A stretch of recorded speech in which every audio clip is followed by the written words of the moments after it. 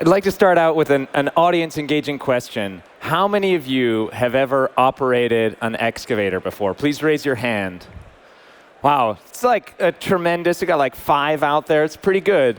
But for all of you who didn't, we've got a lot of people here who've never touched an excavator. But I wonder if you've ever considered how an excavator has touched your life, right? The road you took to get here, the foundation of the house you live in, the quarries and the mines that extracted the materials that you use every day, from your phone to the walls around us, the irrigation that grew what you ate for lunch, and all of the utilities and infrastructure that keep us comfortable and connected in our homes, right?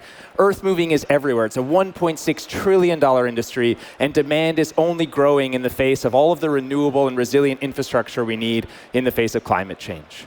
But the challenge that we have is that we don't have enough operators to operate the machine to meet that demand. At Gravis, we want to help those operators do more by bringing robotic intelligence to earth-moving equipment. And we do that with this device. We call it the Gravis Rack. It's a retrofit kit that goes on to outside manufactured machines that turns them essentially into an intelligent robot. It provides 360-degree cameras, 360-degree LiDAR, together with all of the compute and connectivity to make those devices able to kind of understand their environment, to control the machine, and to connect to the kind of outside world.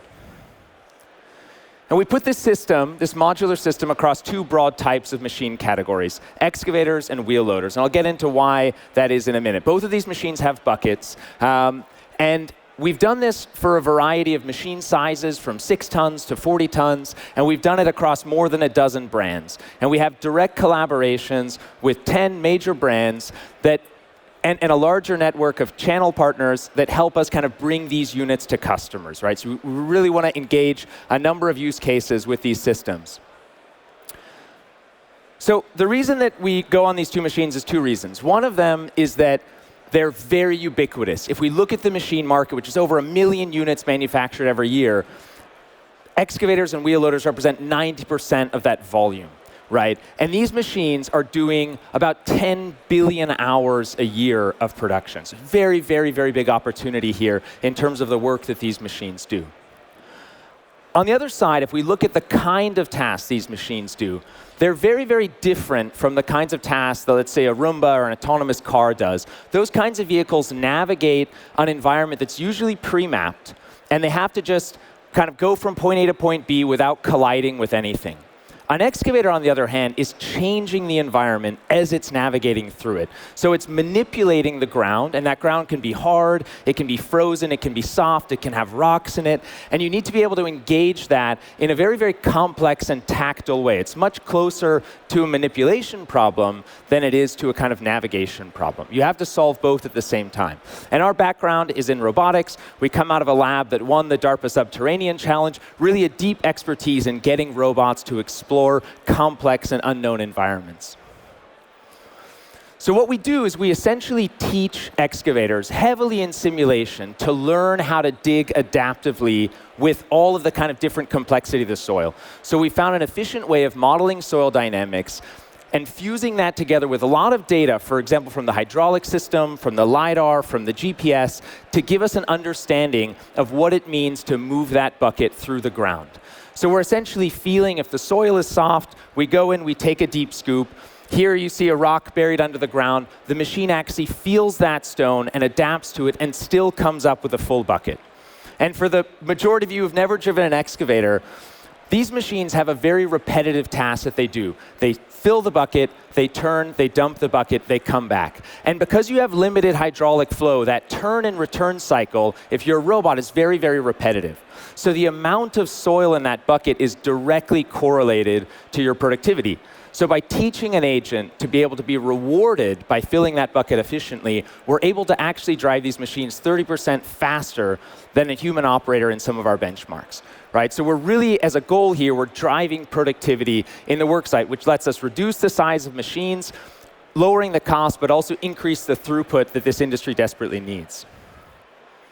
We've deployed our systems across a variety of brands, as I mentioned. We're active in 7 countries now with a lot of fantastic construction and quarry companies who have piloted this technology, who've brought it into their environments, and who've been able to show the productivity that it delivers to these different jobs. So we're looking at loading screeners in quarries, we're doing pipeline trenches, we're loading trucks, we're doing essentially a lot of the bulk excavation and material moving tasks.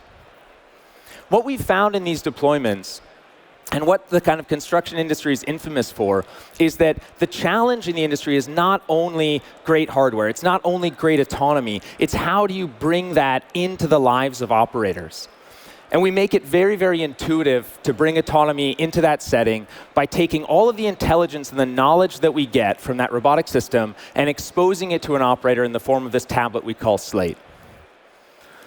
It offers 3 main views. There's an augmented reality view, a 3D view, and a section cut. And this is really one of the only products on the market that gives you a real-time 3D scan of the environment around the machine. Otherwise, people are going around with a stick, and they're measuring where you need to dig. They're spray painting on the ground, and an operator goes and immediately digs that mark away, and you get more than 5% rework that's happening in the industry. So with this visualization, they see every second a real-time map around the machine that's colored blue where they need to dig, green where it's on grade, and yellow or red where they need to fill. So they can go and they can do work manually, but most importantly, they can select an area, press play, and the machine will drive there by itself and dig 30% faster than an average operator. And the great thing about that is it brings operators on the journey to autonomy. We don't just upend their lives from day one. We offer a very, very flexible solution that can work in the machine. You can use it essentially, think about this like AI co-pilot or cruise control. You can use it to guide where you're digging to make you more productive when you're working manually, but you can also, for repetitive tasks, just get this thing going. You can dig pipelines, you can load trucks, and it does that very efficiently. Once you're working 3-4 hours autonomously, you don't need to sit in the machine. You can take that tablet out and you can monitor a job remotely. You can initialize new tasks, you can stop, you can understand the progress, see the way that the environment is changing as that machine is moving. And then as you get more experience, you can also we offer a peripheral joystick and pedal situation that plugs directly into that tablet and gives you full teleoperation as well. So now you can operate 3-4 machines from the same tablet, and you can essentially, when needed, jump in and do a short intervention using that manual control. So with this one tablet, we're essentially offering autonomy, we're offering machine guidance, augmented machine guidance, we're offering real-time 3D scanning and analytics, and we're offering teleoperation. And because of that stack, what we're able to also do is give a lot of visual insights. So being able to show things like where a buried pipe or cable is going to be to know to avoid it, or even in complex tasks like you dig a hole autonomously and you need to place a very specifically positioned precast concrete manhole riser for putting in a sewer system. You can use this as a visual guide. And what that gives us is a way of reducing the number of people outside the machine who have to give instructions to the operators, but it also gives us insights which help us train our model to be better and better and better. Because anything that we can't do autonomously, we're creating this kind of visual information which guides an operator, but also gives us information so that we can learn how to do that autonomously in the future. I want to just, as I play this video, I'm wrapping up now, you'll understand a little bit how this tablet we call Slate, you set up a task, you start a truck, it loads the truck, exact same operator can take that tablet out, dock it remotely, and then use the same experience in another environment. So I want to just talk a little bit about, we're here at Slush. We hear a lot of talks about Europe. Why have a startup in Europe? I'm an American, by the way. Our startup is based in Switzerland, where there's a fantastic community of roboticists. But I think the other staggering statistic to note is that if you look at the construction industry and you look at the top 5 construction companies in Europe, you need to stack the revenue of the top 28 construction companies in the United States to meet that level of revenue, right? So you have very, very big influence in Europe of a few major contractors who are doing 60% of their work globally. And so for us, we have contacts to these very, very powerful players who are able to influence and grow this technology in the kind of very, very expert environment of Europe, while then being able to have that very broad reach to bring it quickly abroad. So thank you very much. If you're interested in Earth moving autonomy, please find me after the talk. I'll be around. And please look up Gravis Robotics. Happy to connect. Cheers.